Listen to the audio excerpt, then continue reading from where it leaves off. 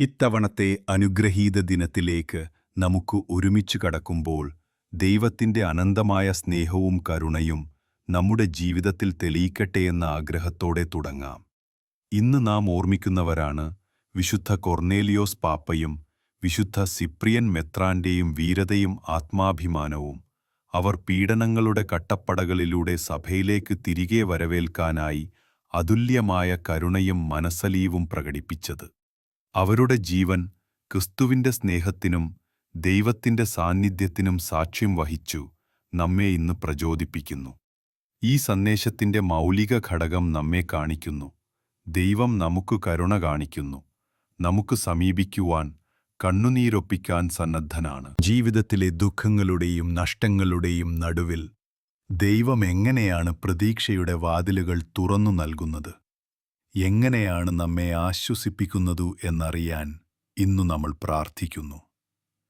ഒരു നിരാശയുടെ മുൻപിൽ നിൽക്കുന്ന അമ്മയെ കരുണയോടെ സമീപിക്കുന്ന ഈശോയുടെ ദൃശ്യം നമ്മെ ഓർമ്മപ്പെടുത്തുന്നു. നമ്മുടെ ജീവിതത്തിലെ നയിൻ അനുഭവങ്ങളിൽ പോലും ദൈവം നമുക്കൊപ്പമുണ്ടെന്ന സത്യത്തെ. ചിലപ്പോഴൊക്കെ ജീവിതം വിലാപയാത്രയായി തോന്നുമ്പോൾ, സ്വപ്നങ്ങളും പ്രതീക്ഷകളും മരിച്ചുപോയ പോലെ തോന്നുമ്പോൾ, ദൈവം നമ്മുടെ ഹൃദയങ്ങളെ തുറന്ന് കരയരുത് എന്നു പറയുന്ന ആഹ്ലാദം നൽകുന്നുവെന്ന് നമുക്ക് വിശ്വസിക്കാം. ഇന്ന് നമുക്ക് ശ്രദ്ധിക്കാനുള്ളതാണ് വിശുദ്ധ പൗലോസ് അപ്പസ്തോലൻ തിമോത്തേയോസിനെഴുതിയ 1-ാം ലേഖനത്തിലെ 3-ാം അധ്യായം, വാക്യങ്ങൾ 1 മുതൽ 13 വരെ. ഇവിടെ പൗലോസ് ആദിമസഭയിലെ നേതൃത്വം എങ്ങനെ ഉണ്ടായിരിക്കണമെന്നതിൻ്റെ അടിസ്ഥാന ഗുണങ്ങൾ വിശദീകരിക്കുന്നു. ഒരു മെത്രാൻ സ്ഥാനാർത്ഥി ആത്മനിർഭരനും ഏകപത്നീവ്രതയും പാലിക്കുന്നവനും വിവേകമുള്ളവനും വിനയശീലമുള്ളവനും അതിഥി സൽക്കാരപ്രിയനും പ്രബോധനത്തിൽ കഴിവുള്ളവനുമാകണം. മദ്യപാനം, കലഹം, ധനലോഭം എന്നിവയിൽ നിന്ന് അവൻ അകലിയിരിക്കണം. സ്വന്തം കുടുംബത്തെ ഭദ്രമായി നിയന്ത്രിക്കാൻ അറിയാത്തവൻ സഭയെ എങ്ങനെയാണ് നയിക്കാനാകും? പുതിയ വിശ്വാസിയായവൻ ഉടൻ ഈ പദവിയിലേക്ക് കടക്കരുത്.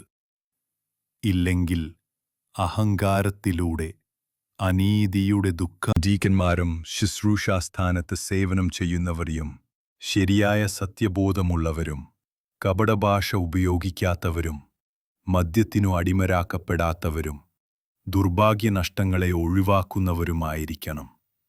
അവർ ആദ്യം പരീക്ഷിക്കപ്പെടുകയും ശുദ്ധനെന്ന് തെളിയിച്ചപ്പോൾ മാത്രമേ സേവനത്തിന്റെ പദവി ലഭിക്കുകയുള്ളൂ. സ്ത്രീകൾക്കും സമാന ഗുണങ്ങൾ വേണം. ഗൗരവബുദ്ധിയുള്ളവരും പരദൂഷണമില്ലാത്തവരും സംയമിതരും വിശ്വസ്തരുമായിരിക്കണം. ഡീക്കന്മാർ ഏകപത്നീവ്രത പാലിക്കുകയും കുടുംബത്തെയും ഭവനത്തെയും നന്നായി നിയന്ത്രിക്കുകയും ചെയ്യണം. ശുശ്രൂഷാസ്ഥാനങ്ങളിൽ ശരിയായ രീതിയിൽ സേവനം ചെയ്യുന്നവർക്ക് ക്രിസ്തുവിൽ ശക്തമായ വിശ്വാസവും ആത്മവിശ്വാസവുമാണ് ലഭിക്കുന്നത്. കൂടാതെ അവർക്ക് സഭയിൽ ഉന്നത സ്ഥാനം നേടാനുള്ള യോഗ്യതയും. സ്നേഹിതരെ, ഈ വാചകം കേൾക്കുമ്പോൾ ആദ്യം തോന്നാനിടയുണ്ട്, ഇത് മെത്രാന്മാർക്കും ഡീക്കന്മാർക്കു മാത്രമേ പ്രയോജനപ്പെടൂ എന്നാണ്. എന്നാൽ ഇതിൽ സൂക്ഷിച്ച സന്ദേശം ഓരോ ക്രിസ്ത്യാനിക്കും ബന്ധപ്പെട്ടിരിക്കുന്നു. ക്രിസ്തുവിന്റെ അനുഗമികൾക്ക് ജീവിതത്തിനൊരു വ്യക്തിഗത രൂപരേഖ ഇത് നൽകുന്നു. പൗലോസ് ഇവിടെ പറയുന്ന ഓരോ ഗുണവും ശ്രദ്ധിക്കാം. കുറ്റമറ്റവൻ, സംയമി, വിവേകി, വിനയശീലൻ, അതിഥി സൽക്കാരൻ, ശാന്തനായി ജീവിക്കുന്നവൻ, പണത്തോട് അടിമരാകാത്തവൻ. ഇതൊരു കഠിനമായ നിയമപ്പട്ടികയല്ല, മറിച്ച് ക്രിസ്തുവിന്റെ കരുണയിൽ മാറ്റപ്പെട്ട ഹൃദയത്തിൽ നിന്ന് സ്വാഭാവികമായി പുറപ്പെടുന്ന സ്വഭാവഗുണങ്ങളാണ്. അദ്ദേഹം ഉറച്ചുനിന്ന് പറയുന്നു, കുടുംബത്തിൽ സ്നേഹവും സമാധാനവും കാത്തുസൂക്ഷിക്കാത്ത ഒരാൾക്ക് സഭയെ നയിക്കാൻ എങ്ങനെ കഴിയും? വീടാണ് ആദ്യ ദൈവാലയം. അവിടെ തന്നെ വിശ്വാസം പരീക്ഷിക്കപ്പെടുന്നു. ലോകം അധികാരവും പദവിയുമുള്ളവനെയാണ് നേതാവായി കാണാറുള്ളൂ. എന്നാൽ ക്രിസ്തുവിന്റെ കാഴ്ചപ്പാടിൽ നേതാവ് ആദ്യം ശുശ്രൂഷകൻ, വിശുദ്ധിയുള്ളവനാണ്. ഇന്നത്തെ വചനഭാഗം നമ്മോട് പറയുന്നു, ഞങ്ങൾ ഓരോരുത്തരും ദൈവത്തിന്റെ കരുണയും സ്നേഹവും ലോകത്തിന്റെ പ്രവർത്തികളിലൂടെ പ്രകടിപ്പിക്കാനുള്ള പാത്രങ്ങളാകണം. ജീവിതം തന്നെ വാക്കുകളേക്കാൾ ശക്തമായി സംസാരിക്കുന്ന ഒരു സാക്ഷ്യമായി മാറണം. അങ്ങനെ നാം ദൈവത്തിന്റെ കാരുണ്യത്തിന്റെ ഉപകരണങ്ങളായി ഉയരുകയും ചെയ്യും. ഇന്നത്തെ സുവിശേഷം നമ്മെ ഹൃദയത്തിന്റെ ആഴങ്ങളിലേക്ക് കൊണ്ടുപോകുന്നു. വിശുദ്ധ ലൂക്കയുടെ എഴുത്തിൽ നിന്ന് 7-ാം അധ്യായം 11 മുതൽ 17 വരെയുള്ള വാക്യങ്ങൾ. നൈൻ പട്ടണത്തിലെ ഒരു വിധവയുടെ ദുഃഖം, അവളുടെ കണ്ണുനീർ, മകനിലേക്കുള്ള ആ ആഴമുള്ള സ്നേഹമെല്ലാം സാക്ഷ്യമായാണ് ഈ കഥ നമ്മോട് പറയുന്നത്. അവൾ ഏകപുത്രനെ നഷ്ടപ്പെടുകയും ജീവിതത്തിലെ വെളിച്ചവും പ്രതീക്ഷകളും തകർന്നു പോയതുമാണ് ഈ സംഭവം വ്യക്തമാക്കുന്നത്. പട്ടണത്തിലേക്കെത്തിയ ഈശോ ശിഷ്യരും വലിയ ജനക്കൂട്ടവും അനുഗമിച്ചുകൊണ്ട് ദുഃഖമനസ് നിറഞ്ഞ ഈ അമ്മയുടെ അടുത്തേക്ക് ചെന്നു. അവളെ കണ്ട് മനസ്സലിഞ്ഞു അവളോട് പറഞ്ഞു, കരയേണ്ട. അവൻ ശവമഞ്ചത്തെ തൊട്ടു. മകൻ ജീവൻ തിരിച്ചടിച്ചു.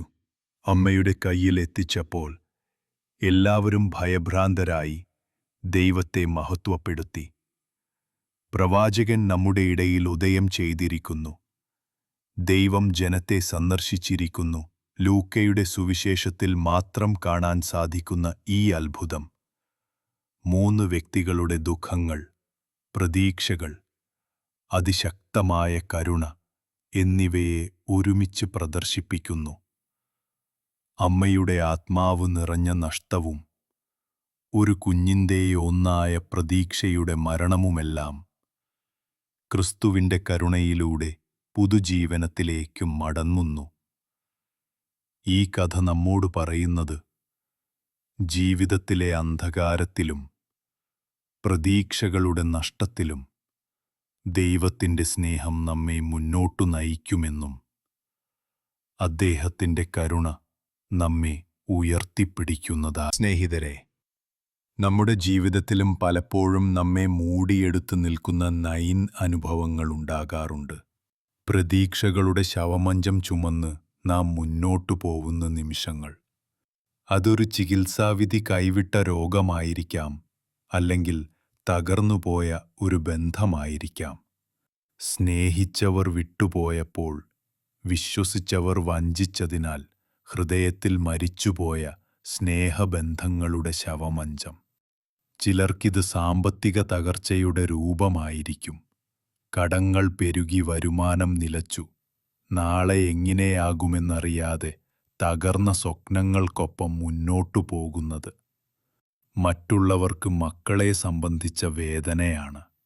വഴിതെറ്റിയ മക്കൾ, ലഹരിക്കടിമരാകുന്നവൾ, കുടുംബത്തെ മറന്നു ജീവിക്കുന്നവരുടെ ഓർമ്മകളുമായി മാതാപിതാക്കൾ ജീവിച്ചു. ഈ അനേകം ശവമഞ്ചങ്ങൾ നമ്മിൽ പലരും വഹിച്ചുകൊണ്ടിരിക്കുമ്പോഴാണ് 9 പട്ടണത്തിലെ അവളുടെ ദുഃഖമനസ് നമ്മെ ഓർമ്മപ്പെടുത്തുന്നത്. അവളുടെ കൂടെ ഒരു വലിയ ജനക്കൂട്ടമുണ്ടായിരുന്നു. ആശ്വസിപ്പിക്കുന്നവർ, സഹതപിക്കുന്നവർ. പക്ഷെ ആരാണ് ആ ദുഃഖത്തിന്റെ തീ അണയ്ക്കാൻ, നഷ്ടപ്പെട്ട മകനെ തിരികെ നൽകാൻ കഴിവുള്ളത്? അപ്പോൾ കഥ മാറ്റം കാണിക്കുന്നു. മരണം നിറഞ്ഞ യാത്രയുടെ പാളിയിലേക്കെതിരെ മറ്റൊരു യാത്ര വരുന്നു. ജീവന്റെ യാത്ര. ആ ആത്മാവിനെ ഉയർത്തുന്ന യാത്ര. ആ യാത്രയുടെ കേന്ദ്രത്തിൽ ആസ്ഥാനമാക്കുന്നത് ഈശോയും അദ്ദേഹത്തിന്റെ ശിഷ്യന്മാരും ജനക്കൂട്ടവുമാണ്. ഒരു വശത്ത് മരണത്തിന്റെ വാതിലുകൾ തുറന്നു നിൽക്കുമ്പോൾ, മറുഭാഗത്ത് ജീവന്റെ ഉറവിടമായവനെത്തുന്നു. ആ രണ്ടും യാത്രകളും പട്ടണവാതിലിൽ ഒരുമിച്ചു ചേരുമ്പോൾ തന്നെ, സ്നേഹിതരെ, സുവിശേഷകൻ പറയുന്നത് പോലെ, അവളെ കണ്ട് മനസ്സലിഞ്ഞ കർത്താവ്. ഈശോയുടെ ഹൃദയം അവളുടെ വേദനയിൽ മുഴുകി അത് താൻ്റെവരായി ഏറ്റെടുത്തു. ആദ്യം അവളോടുള്ള അവന്റെ വാക്ക്, കരയേണ്ട. വെറും ആശ്വാസവാക്കല്ല ഇത്. കാരണം അവൻ ആ കണ്ണുനീർ തുടയ്ക്കാനുള്ള ശക്തിയും കരുണയുമുള്ളവനാണ്. ഇതിനുദാഹരണമായി ഒരു ചെറിയ കഥ എഴുതാം. ഒരു ഗ്രാമത്തിൽ കളിമൺ പാത്രങ്ങൾ നിർമ്മിക്കുന്ന ഒരു മനുഷ്യൻ തന്റെ ഏറ്റവും മനോഹരമായ പാത്രം താഴെ വീണ് ചിതറിപ്പോയപ്പോൾ ദുഃഖിതനായി. പലരും വന്നു പറഞ്ഞു, സാരമില്ല, മറ്റൊന്നുണ്ടാക്കാം. എന്നാൽ അതയാളെ ആശ്വസിപ്പിച്ചില്ല. പിന്നീട് അദ്ദേഹത്തിന്റെ ഗുരു കയറി പതിവുപോലെ നമ്മുടെ തകർച്ച, നഷ്ടങ്ങൾ, കണ്ണുനീർ എല്ലാം അവന്റെ കരുണയിലൂടെ പുതുമുണ്ടാക്കുന്ന സാക്ഷ്യങ്ങളായി മാറുന്നു. അവൻ മുന്നോട്ടു വന്ന് ശവമഞ്ചത്തിന് തൊട്ടു. യഹൂദ നിയമപ്രകാരം ശവത്തെ സ്പർശിക്കുന്നത് അശുദ്ധിയാണെന്ന് കരുതപ്പെട്ടിരുന്നില്ലെങ്കിൽ, എന്നാൽ ഈശോ മനുഷ്യന്റെ വേദനയോടുള്ള കരുണയിൽ നിയമങ്ങളെ മറികടന്നു. അവൻ മരണത്തിന്റെ തണുത്ത യാഥാർത്ഥ്യത്തെ ഭയമില്ലാതെ സ്പർശിച്ചു. ആ സ്പർശനത്തിലൂടെ മരണത്തിന്റെ ശക്തി സ്തംഭിച്ചു, ജീവന്റെ ശക്തി പ്രവഹിച്ചു. തുടർന്നവൻ പറഞ്ഞു, യുവാവേ, ഞാൻ നിന്നോട് പറയുന്നു, എഴുന്നേൽക്കുക. അതൊരു അധികാരത്തിന്റെ ശബ്ദം, സൃഷ്ടാവിന്റെ ശബ്ദം, മരണത്തെ കീഴടക്കുന്ന ശബ്ദം. ആ ശബ്ദം കേട്ടപ്പോൾ മരണം പിൻവാങ്ങി. മരിച്ചവൻ എഴുന്നേറ്റു സംസാരിക്കാൻ തുടങ്ങി. അവനെ അമ്മയ്ക്ക് ഈശോ മകന്റെ ശക്തി പ്രകടിപ്പിച്ചോ ജനക്കൂട്ടത്തിനു മുൻപിൽ ശ്രദ്ധ നേടുകയോ ചെയ്തില്ല. മറിച്ച് ആ മകന്റെ ജീവിതം നഷ്ടപ്പെട്ട പ്രതീക്ഷയുടെ മറുപടി ആ അമ്മയുടെ കണ്ണുനീരിന് തർക്കമായി. ഈ അദ്ഭുതം നമ്മെ ഓർമ്മപ്പെടുത്തുന്നു, നമ്മുടെ ദൈവം നമ്മെ ആഴത്തിൽ അറിയുന്നവനാണ്. നമ്മൾ ഏറ്റവും ഒറ്റപ്പെട്ടതും ദുഃഖിതരായതും പ്രതീക്ഷകളെ നഷ്ടപ്പെടുത്തിയതുമായ നിമിഷങ്ങളിൽ പോലും അവൻ നമ്മുടെ വേദനകളെ നേരിട്ട് കാണുകയും കണ്ണുനീർ തുടയ്ക്കുകയും നഷ്ടപ്പെട്ട പ്രതീക്ഷകൾക്കും ചെയ്യുന്നു. സ്നേഹിതരെ, ഇന്നത്തെ 2 വായനകളും ഒരുമിച്ചു ചിന്തിക്കുമ്പോൾ നമുക്ക് വ്യക്തമായ ബന്ധം കാണാൻ സാധിക്കുന്നു. ഒന്നാം വായനയിൽ വിശുദ്ധിയും സമഗ്രതയുമായ ജീവിതം ആ മനുഷ്യൻ നൈനിൽ ജീവൻ കൈപ്പറ്റിയ പോലെ ഈശോയെ നേരിടുന്ന ഓരോരുത്തരും പഴയ പോലെ തന്നെ ജീവിക്കാനാവില്ല. പുതിയ ജീവിതത്തിലേക്ക് കടക്കുകയാണ്. ആ പുതിയ ജീവിതത്തിന്റെ അടയാളങ്ങളാണ് ഒന്നാം വായനയിൽ കാണുന്ന സ്വഭാവഗുണങ്ങൾ: വിനയം, സംയമനം, സ്നേഹം, ശാന്തത, വിശുദ്ധി. ഇത് നമ്മിൽ നിന്നുള്ള നന്മയല്ല, മറിച്ച് ക്രിസ്തുവിന്റെ ജീവിതശക്തിയുടെ പ്രതിഫലനമാണ്. എന്നാൽ നമ്മുടെ ഹൃദയങ്ങളെ മരണത്തിന്റെ തണുപ്പുപോലെയാക്കി മാറ്റുന്ന, അശുദ്ധമാക്കുന്ന കോപം, വെറുപ്പ്, അസൂയ, സ്വാർത്ഥത, ദുരാഗ്രഹങ്ങൾ എന്നിവ നമുക്ക് സാധാരണമാണ്. ഇതൊക്കെ നമ്മുടെ ആത്മാവിന്റെ ശവമഞ്ചങ്ങളാണ്. എന്നാൽ ഈശോ ഹൃദയത്തിലേക്ക് വരുന്ന സമയത്ത് ആ ഇന്നത്തെ വചനഭാഗം നമ്മോട് ചോദിക്കുന്നു, നിന്റെ ജീവിതത്തിലെ നൈൻ എവിടെയാണ്? നീ തനിച്ചു ചുമക്കുന്ന ആ ശവമഞ്ചമേതാണ്? അതൊരു രോഗമാണോ, കുടുംബ പ്രശ്നങ്ങളോ, സാമ്പത്തിക ബുദ്ധിമുട്ടുകളോ, അല്ലെങ്കിൽ ആരും കാണാത്ത രഹസ്യ ദുഃഖങ്ങളോ? ഏതായാലും ഇന്നത്തെ ഈശോ അത് കാണുന്നു. നിങ്ങളുടെ വേദനയിൽ നിന്ന് കണ്ണുനീർ തുടയ്ക്കുന്നു. നഷ്ടപ്പെട്ട പ്രതീക്ഷകൾക്ക് പുതിയ ജീവൻ പകരുന്നു, ഉറപ്പു നൽകുന്നു. കരയേണ്ട, ഞാൻ നിന്നോടുകൂടെയുണ്ട്. ഈ ആഴ്ച നമുക്കൊരു പ്രായോഗിക ശ്രമം ചെയ്യാം. നമ്മുടെ ജീവിതത്തിലെ ഏറ്റവും വലിയ വേദന, ഏറ്റവും ഭീഷണിയുള്ള പ്രശ്നം, ആ ശവമഞ്ചം ഈശോയുടെ മുന്നിൽ സമർപ്പിക്കുക.